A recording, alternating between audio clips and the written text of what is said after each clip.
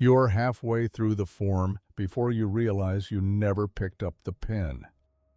The scratching sound it makes is the only noise in the admissions office, aside from the fluorescent hum that seems to pulse in time with your heartbeat. You watch, frozen, as your own handwriting, unmistakably yours, fills in boxes you cannot read, signing consents to procedures that blur when you try to focus on them. The receptionist behind the glass doesn't look up. She never does. You try to pull your hand away, but it continues writing, and now the form is asking questions that weren't there before. Questions about the dreams you had as a child. Questions about the room you see when you close your eyes for too long. Questions about how long you've known you were being prepared. The lobby of the Meridian Wellness Center is painted in shades of institutional beige. The plastic chairs are bolted to the floor. Someone must have designed this room, you think, but you cannot imagine the person who would choose these particular dimensions, this precise arrangement that makes every corner visible from the reception desk while somehow creating blind spots you can feel but not identify. The clock on the wall reads 3:47. It has read 3:47 since you arrived, but you cannot remember arriving. You came here willingly. You're almost certain of that. There was a pamphlet in your mailbox 3 weeks ago, printed on paper stock heavier than paper should be. The Meridian Wellness Center for those who know they need help. You had laughed at it then, had nearly thrown it away. But you kept finding it in your coat pocket, your car's glove box, the space between your mattress and frame where you never put anything. The pamphlet always fell open to the same page, to the phrase that had finally convinced you. We specialize in patients who have been waiting without knowing what they're waiting for. The pen finishes writing and drops from your fingers. It rolls across the clipboard and onto the floor, and when you bend to retrieve it, you notice the carpet is wet. Not visibly wet, it looks dry, looks clean, looks like any carpet in any waiting room, but it squelches beneath your palm, and something warm seeps between your fingers. "Don't worry about that," says the receptionist without looking up. Her voice comes from everywhere and nowhere, as if the walls themselves were speaking through her. "We're in the process of preparing your room." You didn't ask about a room. You didn't know there would be rooms. The form on the clipboard has changed. Where you signed your name, there is now a different name, one that looks like yours but contains letters you don't recognize, characters that hurt to look at. The box labeled duration of stay now reads indefinite initial phase. The box labeled emergency contact reads not applicable. See Protocol 17. Other patients sit in the waiting room, though you could have sworn you were alone when you entered. They don't move. They don't blink. They stare at points in the air that you cannot see, their hands folded in their laps with a precision that seems rehearsed. One of them, a woman in a paper gown that matches the wall color exactly, has tears streaming down her face, but her expression is entirely placid, happy even, grateful. "We're so glad you decided to join us," the receptionist says. This time she looks up, and you understand now why she kept her head down. Her eyes are wrong, not missing, not damaged, not any specific abnormality you could name, just wrong in a way that your mind refuses to process, that creates a static in your thoughts where recognition should be. "We've been preparing for you for such a long time. We're all so very prepared." You stand up and your legs carry you toward the door, but the door is no longer where the door was. There is only more waiting room stretching outward in directions that shouldn't exist. the beige, walls multiplying like cells dividing, the fluorescent lights flickering in patterns that almost form words. "Intake is almost complete," says the receptionist. And now her voice is coming from inside your own skull, warm and soothing and final. You just need to finish the last section, the section about what you're willing to become. The clipboard is in your hands again, the pen is in your fingers. You don't remember picking them up, but then you don't remember so many things now. You don't remember your address or your birthday or the name of anyone who might miss you. The form asks, "What did you think would happen when you came here?" And you realize with a clarity that feels like drowning that you cannot remember the answer. You cannot remember what you thought. You can only remember the pamphlet, the address, the feeling of waiting, without knowing what you were waiting for. The pen begins to write again. The other patients stand in unison, their movements synchronized, in a way that living bodies should not move, their paper gowns rustling with a sound like dry leaves, like whispered prayers, like your own breath catching in your throat. "Welcome to Meridian," they say together. Their voices are your voice. Their faces are beginning to look like your face. "We've been waiting for you to remember." The clock on the wall still reads 3:47. It will always read 3:47 now. Story 2. The signal beneath the station. The elevator descends past the 5th sub-basement, and you realize you've never seen buttons for levels this deep. The floor indicator ticks through numbers that don't correspond to any building plan you've studied, through negative integers, through symbols that aren't numbers at all. The fluorescent panel above you flickers, casting your reflection in the polished steel doors as something that moves half a second behind you. You are a maintenance engineer for the city's transit authority. You have worked here for 11 years. You thought you knew every tunnel, every junction box, every crawl space beneath the 100-year-old station where 3 subway lines converge. But yesterday, you found the door. It was behind a false panel in the utility corridor, the one you've walked 1,000 times without noticing the seam where the concrete didn't quite match. The door itself was unremarkable, gray metal, standard municipal hardware, but the keypad beside it displayed characters you didn't recognize, characters that shifted when you looked away and back. You had reported it to your supervisor, of course. He had stared at you with an expression you couldn't read, then handed you a key card you'd never seen before. "Someone needs to check the equipment down there," he said. "You're the senior technician." "Down where?" you asked, but he had already turned away, and when you looked at the key card, there was no facility name printed on it, only a serial number in red ink that felt slightly warm against your fingers. The elevator stops with a mechanical shudder that travels up through your bones.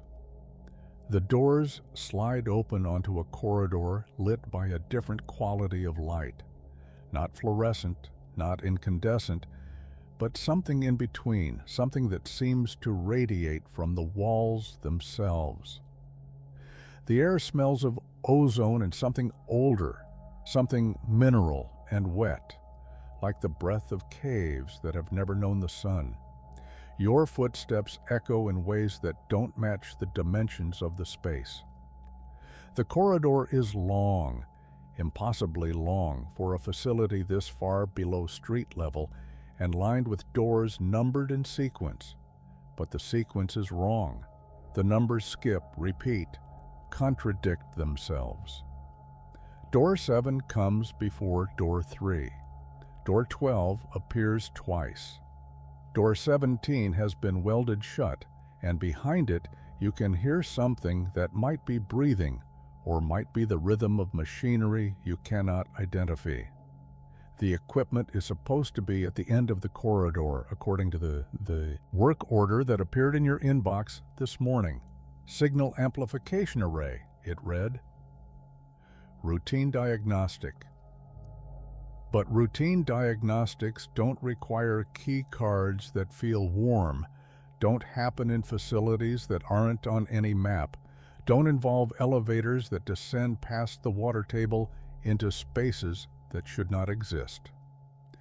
You reach the terminal room. The door opens before you touch it. Inside, banks of equipment line the walls, but not the equipment you trained on, not the systems you know how to service. These machines are older. These machines are newer. These machines seem to exist in multiple states simultaneously, their casings fluctuating between rust and polish, their displays showing readouts in languages that predate writing. In the center of the room, a single monitor pulses with text. Signal detected. Source below. Signal detected. Source above. Signal detected. Source within. You approach the monitor and the text changes. Maintenance personnel detected. Initiating integration protocol. Please remain still. Something hums beneath the floor, something vast. The vibration travels through the soles of your boots, up through your legs, into your chest where it synchronizes with your heartbeat until you cannot tell where your pulse ends and the machine begins. The monitor displays your employee photo, your name, your address, the names of your family members, the results of medical exams you don't remember taking, psychological profiles you've never seen, a classification system that describes you in terms you don't understand, receptor capacity, high, integration, threshold optimal, signal compatibility confirmed. Behind you, the door seals shut with a sound like a sigh. The machinery around you begins to speak, not with speakers, but with the vibration itself, with the hum that has colonized your heartbeat. It speaks of the network that underlies the network, the infrastructure beneath the infrastructure. It speaks of signals that have been waiting underground since before the first stone was laid. Signals that needed conductors. Signals that needed witnesses. Signals that needed you. The walls of the room seem to breathe. The equipment seems to lean toward you like flowers toward light. And deep below, far deeper than this room, deeper than the bedrock, deeper than the water that has been filtering through soil for millennia, something stirs, something that has been sending signals upward through layers of sediment and stone, signals that have been shaping the city above without anyone knowing, signals that have been choosing which humans to bring here, to this room, to this integration. You try to move, but your body has forgotten how to take commands from you alone. Your body is listening to other instructions now. Instructions encoded in frequencies below human hearing. Instructions that have been building in your cells since the first time you walked through the station above, since the first time you breathed. The air that filters down from these depths. The monitor displays a new message. Integration at 17%. Please relax, you will continue to function. You will not notice the difference. And the worst part, you realize, is that it might be telling the truth. You might go back up. You might continue working. You might live your life as though nothing has changed, but you will be listening now, always listening, to the signal beneath the station, to the voice in the infrastructure, to the thing that chose you because you were compatible, because you were optimal, because you were always meant to be a receiver. Story 3. The last rotation at Pinnacle Observatory. The radio has been silent for 6 days, and the provisions were only meant for 4. You signed a contract for a 3-month rotation at the Pinnacle Observatory, a weather monitoring station perched on a ridge so remote that supply helicopters can only reach it twice a month. The silence from base camp didn't worry you. At first, communications blackouts happen when atmospheric conditions interfere with the equipment, but the satellite phone won't connect. The emergency beacon returns no acknowledgement, and when you climb to the antenna array on the observatory's roof, you find it pointed at an angle that doesn't correspond to any satellite you know of, oriented toward a patch of sky that should be empty but somehow isn't. The observatory is a gray concrete structure, squat and functional, built decades ago when someone decided this particular location was essential for monitoring something. The documentation never specifies what. Your training covered the equipment, the protocols, the emergency procedures, but never the history, never the purpose, never the reason why someone would build a monitoring station here on a ridge where the wind never stops and the closest human settlement is 40 kilometers of impassable terrain away. Your predecessor left 3 days before you arrived. You never met her, but you found her journals in the storage closet, behind boxes of equipment that hadn't been opened since installation. Her handwriting deteriorates over the course of the rotation, from neat professional notes about atmospheric readings in the first weeks to increasingly erratic observations by the end. "The sky is looking back," reads one entry, dated 2 weeks before the end of her rotation. "I think the sky has always been looking back, and we built this place so it would have something to look at. You dismissed it as cabin fever. Isolation does strange things to people. You were trained for this. You would keep your composure. But on the 3rd day of the communications blackout, you noticed the readings. The instruments measure temperature, wind speed, barometric pressure, precipitation. Standard meteorological data. Except now they're also measuring something else. A frequency you can't identify, a signal that shows up on every sensor simultaneously, as if the atmosphere itself were vibrating with information you don't have the equipment to decode. The frequency pulses in patterns that seem almost rhythmic, almost intentional. The printouts fill with numbers that don't correspond to any natural phenomenon. You check the calibration. You restart the systems. You replace components with backup units from storage. The readings persist. The signal persists. And when you run the frequency through an audio converter, just to understand, what emerges from the speakers is something that sounds like breathing. Slow, vast breathing. The respiration of something too large to have lungs. The sky above the observatory is wrong now. You noticed it on the 5th day. The blue has shifted, has taken on a quality that hurts when you look at it too long. The stars at night don't quite match the charts. There's an additional point of light where none should be. A faint smear against the darkness that moves in ways stars don't move. That seems closer tonight than it was last night. Your predecessor's journal entries become clearer to you now. You understand what she meant about the sky looking back. You understand why she left early, why no one told you about her, why the documentation never mentions what this station is really monitoring. The Pinnacle Observatory was never built to watch the weather. It was built to be watched. You are the observer, and you have been observed all along, and now something has decided to observe more closely.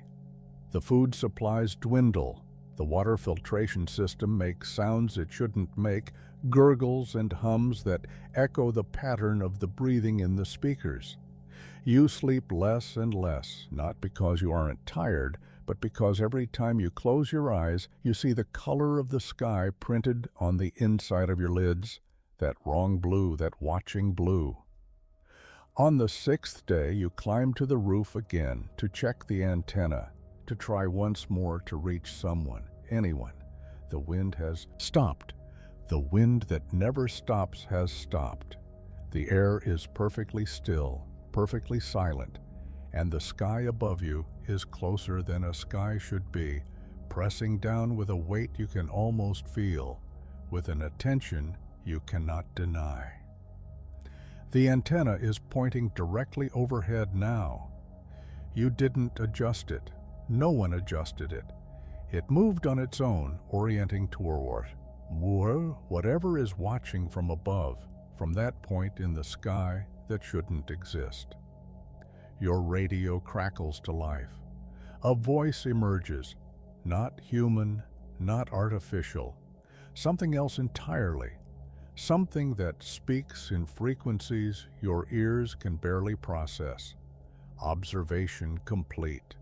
Subject suitable. Initiating retrieval. And as you stand on the roof of the Pinnacle Observatory watching the sky descend, you understand finally what your predecessor understood, what made her flee before her rotation was complete. You understand that some things monitor from above, and some things are monitored from below, and you were never really here to watch the weather. You were here to be ready. You were here to be chosen. The blue is all around you now. Story 4. Protocol for Archival Personnel. The basement of the National Records Facility extends 7 levels below ground, and you have been granted access to the 8th. This was not supposed to happen. You are a junior archivist, 3 months into a career you chose because you like the quiet, the orderly rows of boxes, the comforting weight of history preserved in climate-controlled silence. You were never supposed to see the 8th level. You were never supposed to know it existed. But you found the discrepancy in the cataloging system, the record that didn't match, the box that appeared in the inventory, but corresponded to no shelf location on any of the 7 documented floors. When you reported it to the senior archivist, she went pale. She left the room without speaking. 20 minutes later, a man you had never seen before arrived in a gray suit that seemed to absorb the fluorescent light rather than reflect it.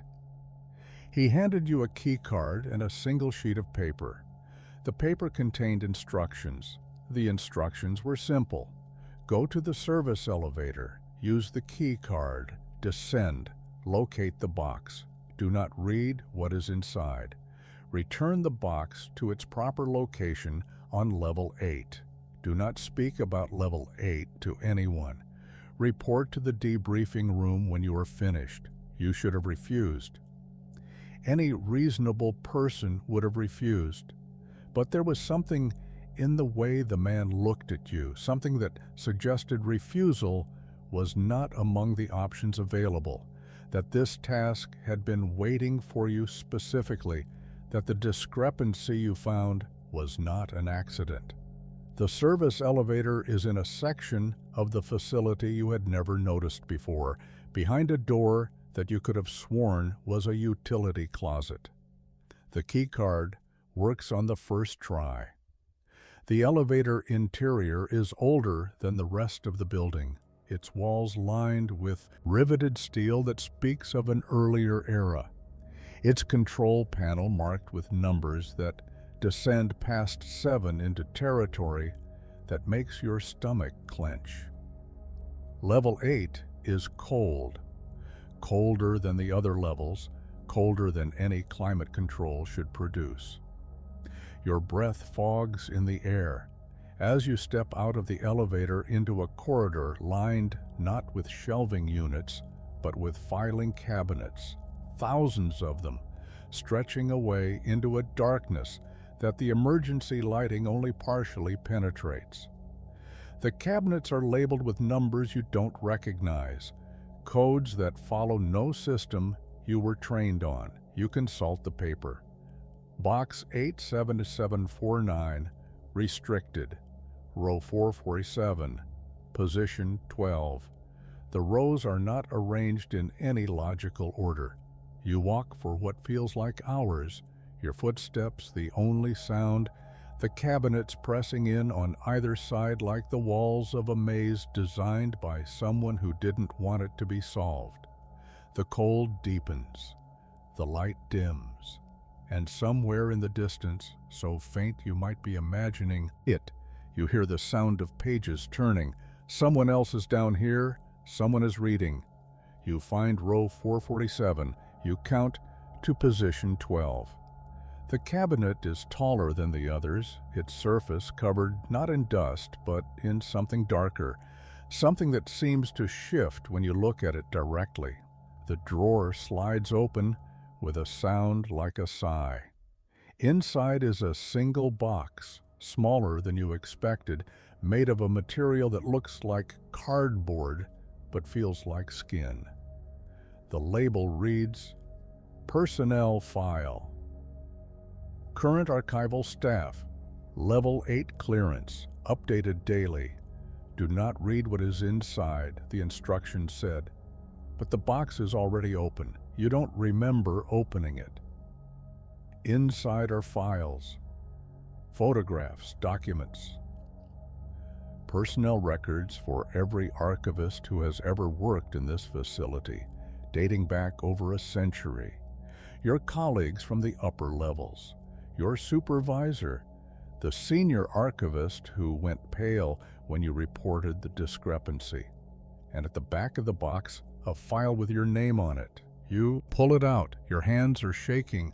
The file contains your photograph, your employment history, your background check, your psychological evaluation. It contains notes in a handwriting you don't recognize, observations about your work habits, your personality, your potential, and at the bottom of the file, in red ink that looks wet, is a single notation, suitable for permanent archival position. Transfer approved, effective immediately. The sound of pages turning is closer now.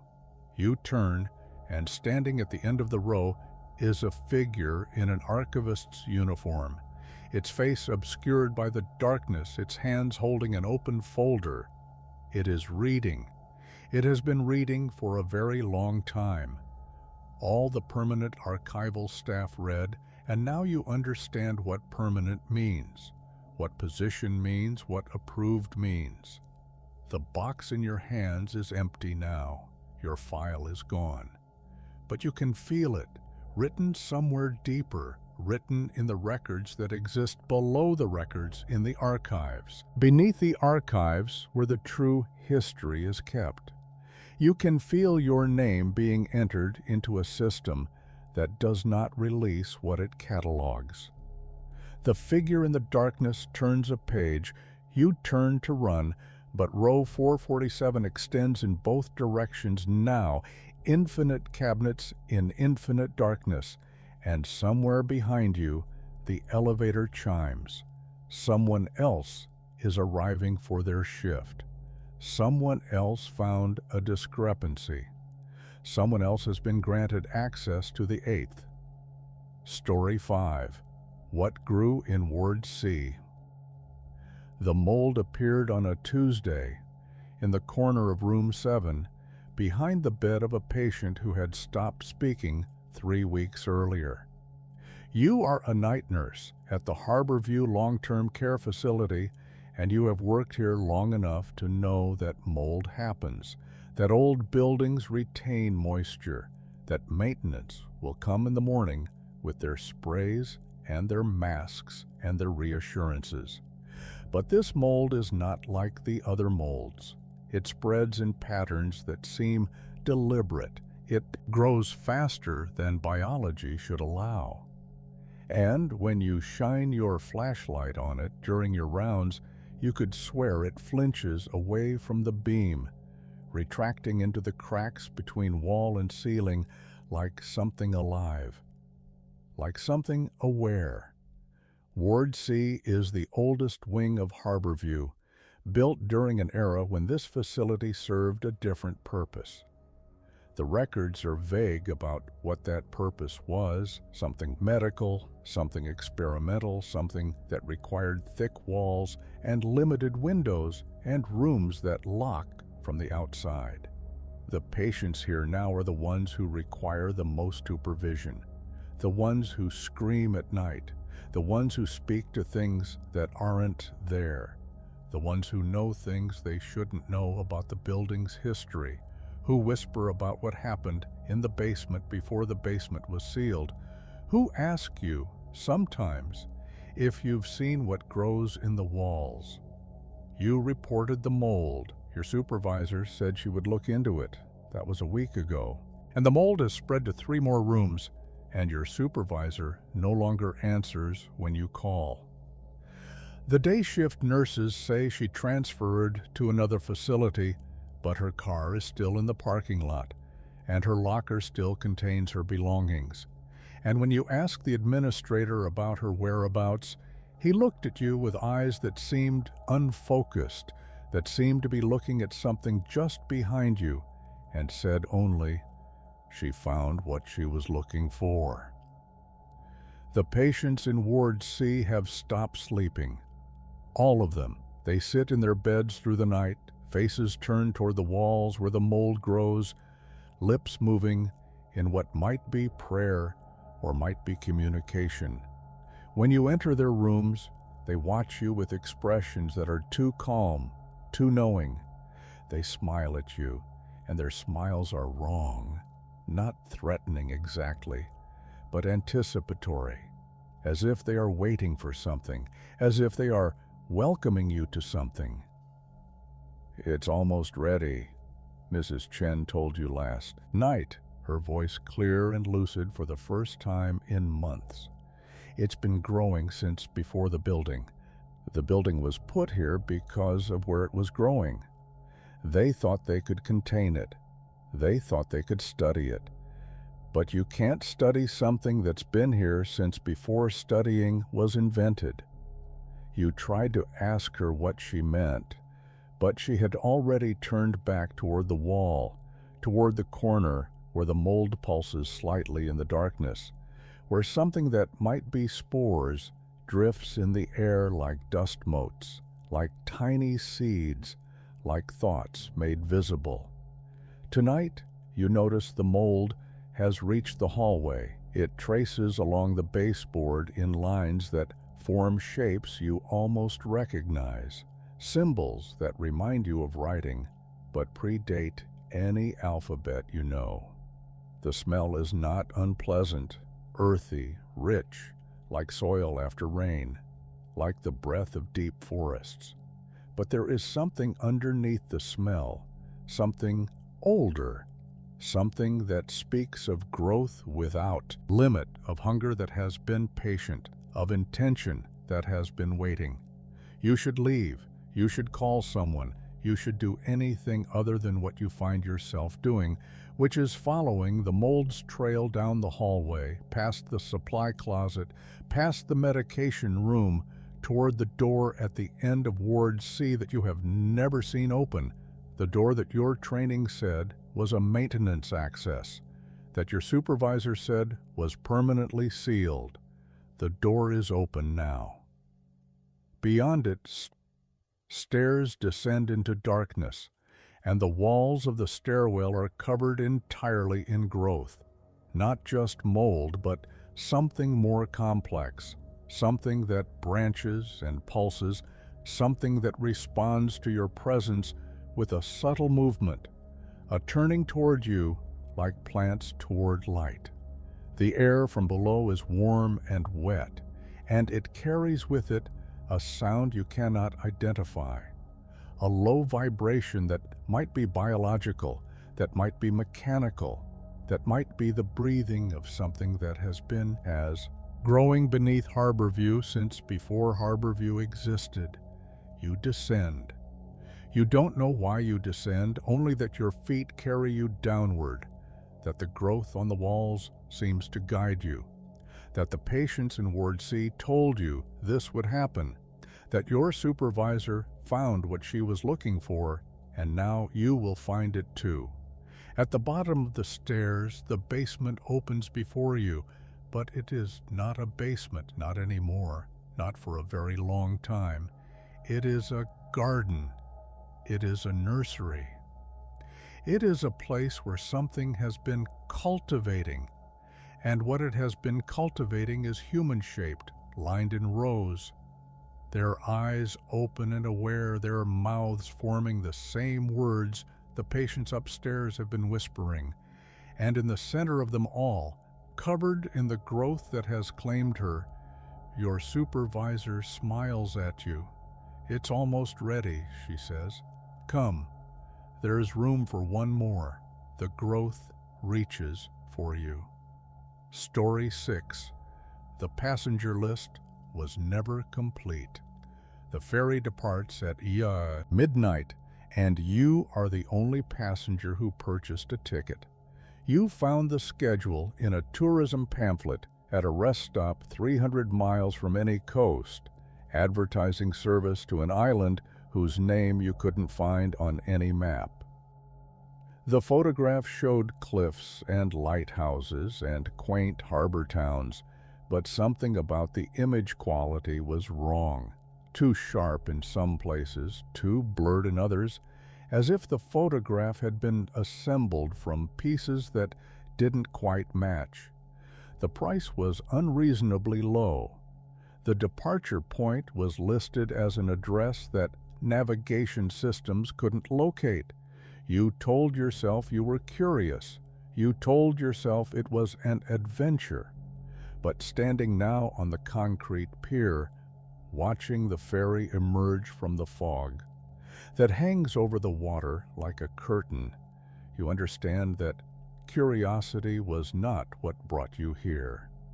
Something else brought you here, something that knew about the pamphlet before you found it, that placed it where you would look. The ferry is old. The ferry is older than ferries should be, and still remains seaworthy. Its hull is streaked with rust in patterns that almost form faces, and its windows glow with a light that flickers in rhythms you can almost count. The name painted on its bow has been weathered into illegibility, but as you squint at it through the fog, you could swear the letters rearranged themselves, spelling first one word and then another, names in languages you don't recognize. The gangway lowers, you board. The interior is empty, almost. The seats are arranged in rows, upholstered in fabric that might once have been red, but has faded to the color of dried blood. The windows show only fog, though the fog seems to move with purpose, pressing against the glass like it wants to come inside. And, sitting in the seats, scattered throughout the cabin, are the other passengers. You didn't see them when you boarded. You would swear you didn't see them. But they are here now, their bodies slumped in positions that suggest sleep or something deeper than sleep, their faces turned away from you, their hands folded in their laps with a stillness that living hands don't maintain. They are wearing clothes from different eras, a woman in Victorian dress, a man in a suit cut from the 1950s, a child in overalls that might be a century old, and they are all very still, and they are all very quiet. And when you look at the seat nearest to you, you see a ticket clutched in the nearest passenger's hand. The ticket is dated 1887. The ferry's horn sounds, a deep, mournful note that vibrates through your chest, and the vessel begins to move. Through the fog-pressed windows, you can see the pier receding, can see the shore disappearing, can see nothing but gray in every direction, gray that absorbs light, gray that absorbs sound, gray that seems to absorb the very concept of anywhere else existing. You walk through the cabin, looking at the passengers, their dates spanning over a century of departures. None of them wake, none of them move.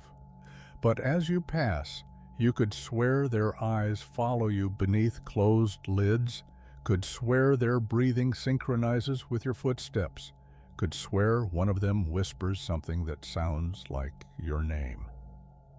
The schedule said the crossing takes 4 hours, but time doesn't seem to work properly on this ferry. Your watch has stopped. Your phone died the moment you stepped aboard. The fog outside is lightening in some places and darkening in others, suggesting the passage of days or weeks or longer, suggesting that the ferry exists outside of time, that it has always been crossing, that it will always be crossing. You find the passenger manifest in a case near the captain's cabin. The pages are yellowed, water-damaged, covered in entries that span back further than the ship itself should have existed. Thousands of names, tens of thousands. All with departure dates, none with arrival dates. And at the bottom of the most recent page, in ink that is still wet, is your name. The captain's cabin is locked, but through the porthole you can see movement. A figure at the wheel, tall and thin, its silhouette wrong in ways you can't articulate, turning toward you with what might be a face, with what might be recognition, with what might be welcome. The fog begins to clear. You return to the cabin, to the passenger seats, and you understand now why they are all so still, why their tickets span such impossible ranges of time. They are waiting for arrival. They have been waiting for arrival since they boarded, some for decades, some for centuries. And the ferry does not arrive until it decides to arrive, until the manifest is complete, until whatever calculus determines landfall has been satisfied. You look out the window, and through the thinning fog, you see the island at last. It is not the island from the pamphlet. It is not any island you could have imagined. The cliffs rise like teeth from water that is too dark, and the lighthouse at their peak beams a light that is not light, that is something else entirely. Something that calls to the ferry, that calls to the passengers, that has been calling since long before any of you were born. The ferry's horn sounds again. Around you, the passengers begin to stir. Story 7. The model home at Meadowbrook Estates. The real estate listing described it as move-in ready, and you suppose that's technically true. The house at 47 Meadowbrook Lane has furniture, has appliances, has towels hanging in the bathroom, and food in the refrigerator. What the listing didn't mention is that none of it is yours, that you didn't put any of it there, that when you toured the property 3 weeks ago, the rooms were empty. You bought the house because the price was impossible. A 4-bedroom colonial in this neighborhood, this school district, this condition, for less than you were paying in rent for a 1-bedroom apartment. The seller accepted your first offer without negotiation. The inspection report came back clean, suspiciously clean actually, as if the inspector had found nothing at all to note, not even the minor imperfections that every house contains. The closing happened so fast, you barely had time to pack your belongings before the keys were in your hand. Your belongings are still in boxes in the garage. You haven't needed to unpack them. Everything you could want is already here. The clothes in the master bedroom closet are your size. The medications in the bathroom cabinet match your prescriptions. The photographs on the mantelpiece show you, not some previous owner, standing in front of this house, sitting on this couch, cooking in this kitchen. But you don't remember taking these photographs. You don't remember owning these clothes. You don't remember any of this being here, and yet here it is, waiting for you, prepared for you, as if the house itself knew you were coming and decided to make you comfortable. Your neighbors wave when you leave for work in the morning. They know your name without you telling them. They ask about your job, your hobbies, your preferences, and they already seem to know the answers, nodding along as if confirming what they expected, smiling with an enthusiasm that feels rehearsed. At night, their lights go out at the same time, exactly 10:47 p.m., every house on the street in unison, as if they're all connected to the same switch. You tried to leave once. You packed a bag, got in your car, drove toward the exit of Meadowbrook Estates, but the streets looped back on themselves, delivering you to your own driveway every time. The GPS insisting you had reached your destination, even when your destination was anywhere else. The estate is not large, 40 houses, maybe 50, but its geometry seems mutable. Its exits appearing and disappearing according to some logic you cannot decipher. The Homeowners Association sends you guidelines. They arrive through the mail slot, printed on paper that smells faintly of something floral and something else beneath the floral, something chemical, something designed to be inhaled. The guidelines are detailed. The guidelines are specific. The guidelines tell you when to mow your lawn, how to arrange your furniture, what time to go to sleep, what dreams are appropriate, and what dreams should be reported to the Community Wellness Committee. You have not reported your dreams. Your dreams are of houses that extend underground, basements beneath basements, crawl spaces that connect every property in the estate, tunnels where things move in the darkness, where the Homeowners Association holds its meetings, where decisions are made about who is ready and who needs more time. The photographs on your mantelpiece change. You've noticed this. They show new moments, new memories you don't have, birthday parties you didn't attend, holiday dinners you don't remember cooking, a wedding that might be yours, with a spouse you don't recognize standing beside you in formal wear, smiling with teeth that are too white, too uniform, too perfect. Tonight there is a knock at your door. Your neighbors stand on the porch, all of them, their faces lit by porch lights that shouldn't illuminate from that angle, their smiles synchronized, their breathing synchronized, their words emerging in unison as if from a single mouth. We're so happy you've settled in. The community has been waiting for someone like you, someone who fits, someone who matches the specifications. They hand you an envelope. Inside is a schedule. The schedule lists activities: lawn care, trash collection, community social, integration. The schedule lists times, exact times to the second for when you will perform each activity. The schedule lists an end date, a date that is approaching, a date labeled completion. What happens on completion day? You ask. Their smiles widen. Their eyes don't blink. You become move-in ready. They say, just like us.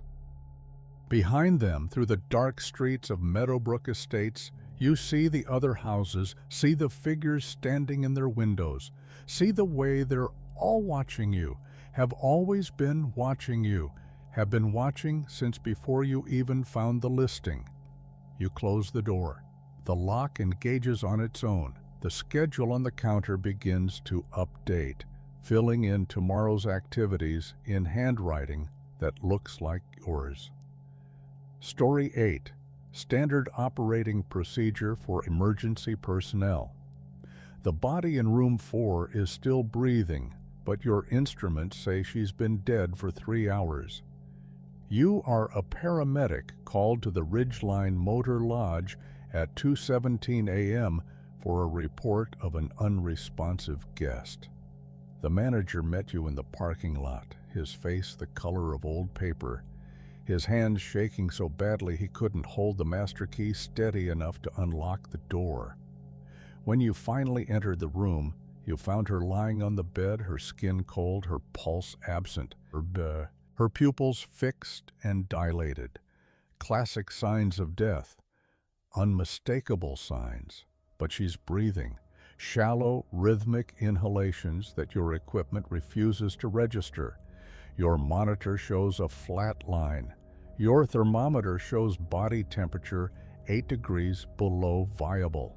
Your pulse oximeter shows no oxygen saturation at all. And yet her chest rises and falls, in a pattern that almost matches the flickering of the motel's broken neon sign outside the window. Your partner wants to call the coroner. Your partner says there's nothing more you can do. But you've been doing this job for 15 years, and you know what dead looks like, and dead doesn't breathe, dead doesn't twitch, dead doesn't turn its head to follow you when you move across the room. She turned her head. You saw it. She's watching you now, from behind lids that appear closed but aren't quite, from eyes that catch the light in ways eyes shouldn't, from a face that has begun to change, subtly, gradually, its features shifting to resemble someone else, to resemble someone you know, to resemble you. The motel is wrong. You noticed it when you arrived, but you dismissed the feeling as late-night unease. The building is older than it should be for this stretch of highway, its architecture suggesting an era before interstates, before this road was anything but a dirt track through nowhere. The other rooms appear vacant, but you've seen curtains moving, have caught glimpses of faces in windows, faces that are too pale, too still, faces that are watching the same way she's watching. Your radio stops working. Your phone shows full signal, but can't connect to any number. Your partner has gone back to the ambulance, has been sitting there for the past 20 minutes, hasn't responded to your calls, hasn't moved at all when you checked through the window. The manager is gone. His car is still in the lot, but he's gone, and the office door is standing open, and inside you can see a ledger on the desk, a guest book that goes back decades, that contains names you recognize, names of people you know, people from your town, people who disappeared years ago, who were never found, who left behind only stories of a motel they stayed at once, a motel they couldn't remember the name of, a motel that might not have existed at all. Your name is in the ledger. Today's date, room 4. But you didn't check in. You're not a guest. You came here on a call, on an emergency response, on a duty that you now understand was never an emergency at all. The woman on the bed sits up. Her movements are wrong, jerky, mechanical, like a puppet being operated by someone who doesn't quite understand how bodies work. Her eyes are open now, and they are your eyes, and her face is your face. And when she speaks, the voice that emerges is yours. Shift change, she says. You're relieving me. I've been here for so long, you can't imagine how long. But now it's your turn. Now you get to wait for the next one. She stands. She walks past you through the door toward the ambulance where your partner sits motionless. She opens the driver's door. She climbs in. She drives away. And you are left in room 4, in your body that is growing cold, in your lungs that are learning not to breathe, in your thoughts that are slowing down, that are preparing to wait, that are understanding now what the Ridgeline Motor Lodge really is, a shift station, a relay point, a place where something transfers itself from vessel to vessel, waiting for the next emergency call. waiting for the next responder. The neon sign outside flickers in that rhythm you almost recognized. You understand the rhythm now. It's a signal, a beacon, and somewhere out there, an ambulance is driving into the night, wearing your face, carrying your credentials, ready to respond to the next call.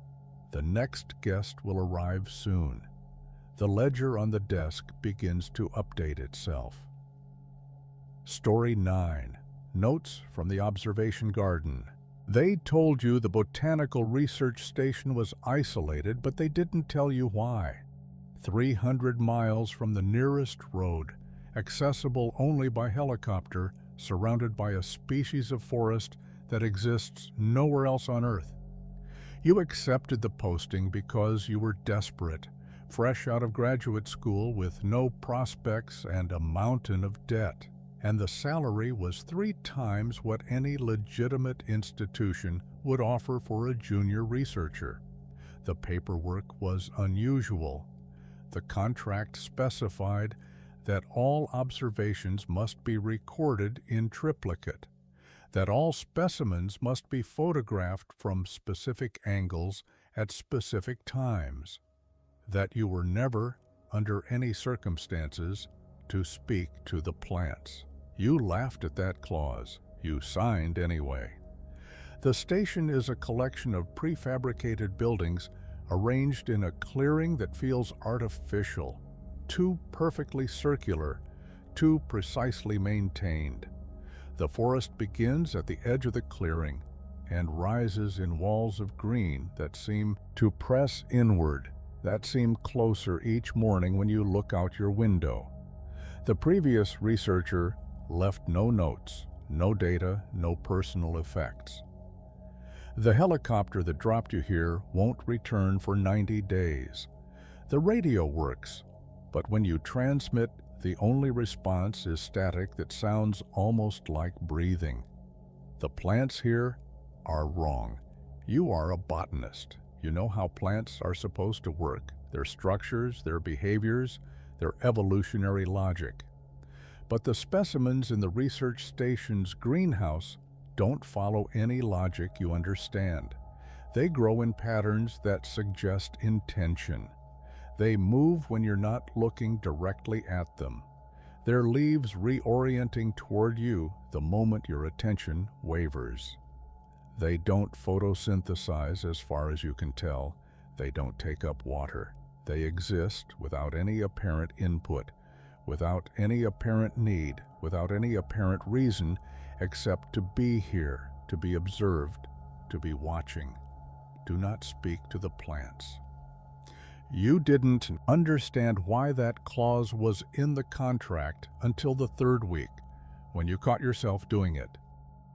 You had been alone for so long, had heard nothing but your own voice and the strange silence of the forest, that you started narrating your observations aloud, just factual statements, scientific notes. But the moment you spoke, the moment words emerged in the presence of the greenhouse specimens, they responded. Every plant in the greenhouse turned toward you. Every leaf, every stem, every tendril oriented in your direction with a synchronization that seemed choreographed. And from somewhere deep within the arrangement of vegetation, from somewhere you couldn't see, came a sound that might have been rustling or might have been a reply. You stopped talking. The plants slowly returned to their previous positions. But they haven't forgotten. You can tell they haven't forgotten. They track you now when you enter the greenhouse. Their movement subtle but unmistakable, their attention focused on your mouth as if waiting for you to speak again. The forest is the same.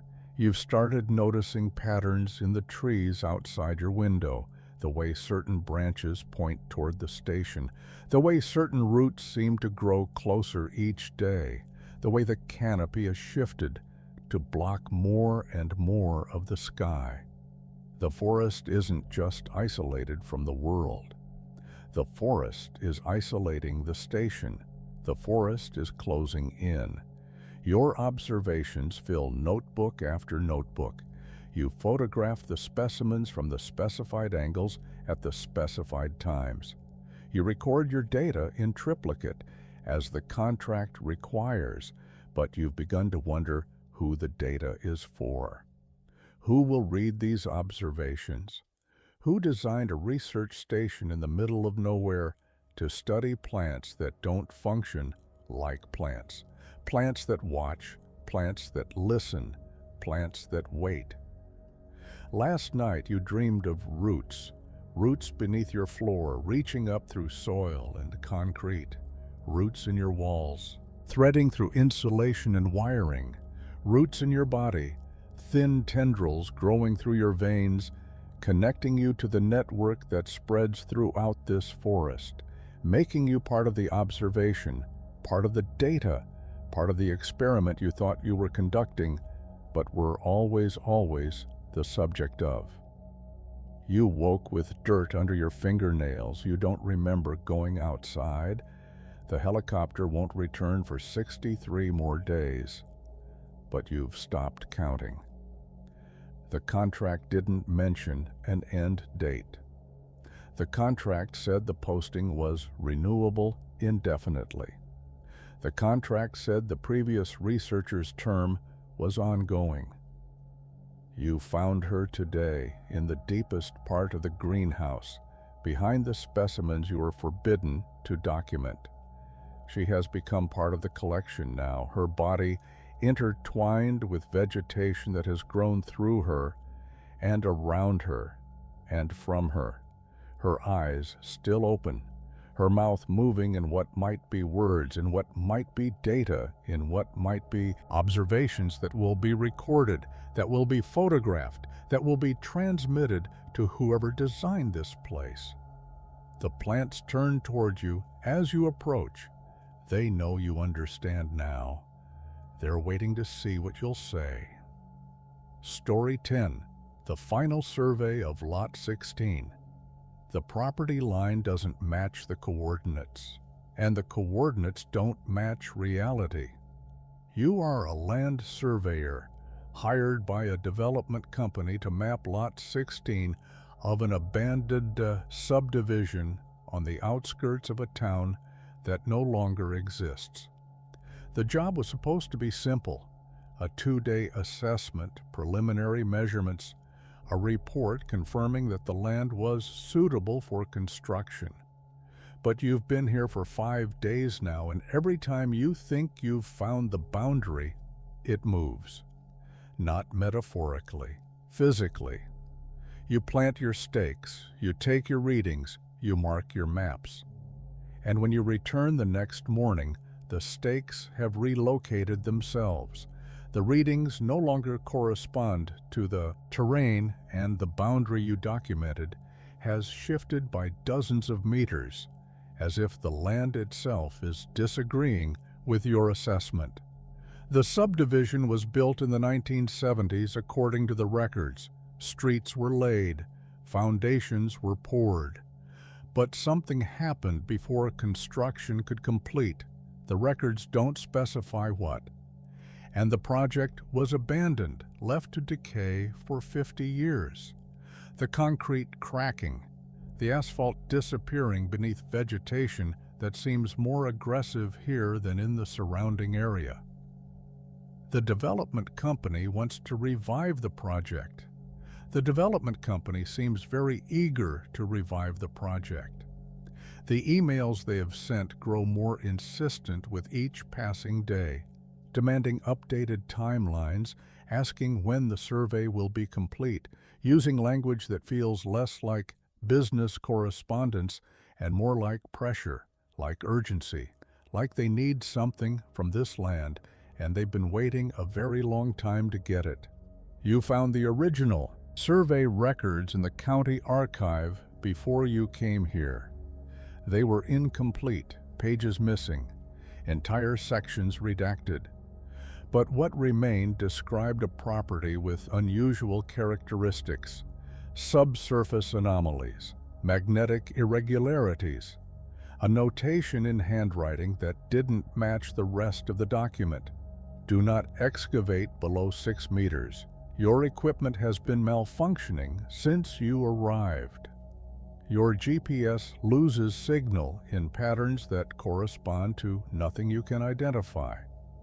Your theodolite measures angles that don't add up, that suggest the land here operates under a different geometry, that something about the space itself has been altered in ways that surveying tools weren't designed to detect. Last night, you found the original marker. It was buried beneath overgrowth at what you thought was the northeast corner of the lot, a brass disc set in concrete, standard USGS hardware. But when you brushed away the debris, you saw that the disc had been inscribed with symbols you didn't recognize, not survey markers, not geographic notation, something else entirely. Characters that hurt to look at, that seemed to crawl across the metal surface like living things. And beneath the disc, visible through a crack in the concrete, was darkness. Not soil, not rock, just darkness extending downward without apparent limit, breathing cold air that smelled of deep places, of minerals that have never seen light, of something that has been waiting beneath this subdivision since before the subdivision was planned. You understand now why construction was abandoned. You understand why the records are incomplete. You understand why the development company is so eager to return here, what they're really planning to excavate, what they've been preparing for since the first survey was conducted in a time when people understood better what should not be disturbed. The boundary markers have stopped moving. As of this morning, they all point toward the same location, the northeast. The corner, the original marker, the disc with its inscriptions, the crack that leads down into darkness. The property line has settled into a configuration that centers on that point, as if the land has finally decided what shape it wants to be, as if it has been drawing you towards something from the moment you arrived. Your phone buzzes with another email from the development company. The subject line reads, "Excavation begins tomorrow." The body reads, "Thank you for your participation. Your survey has been approved. Please remain on site to witness the groundbreaking. You didn't submit a survey. You haven't approved anything. But when you check the county database, there it is. Your name on an official document, your signature on authorization forms, your professional stamp on plans that show construction extending 12 meters below the surface, past the 6-meter limit, past the point where whatever was buried here was buried to stay buried. Tomorrow they will begin digging.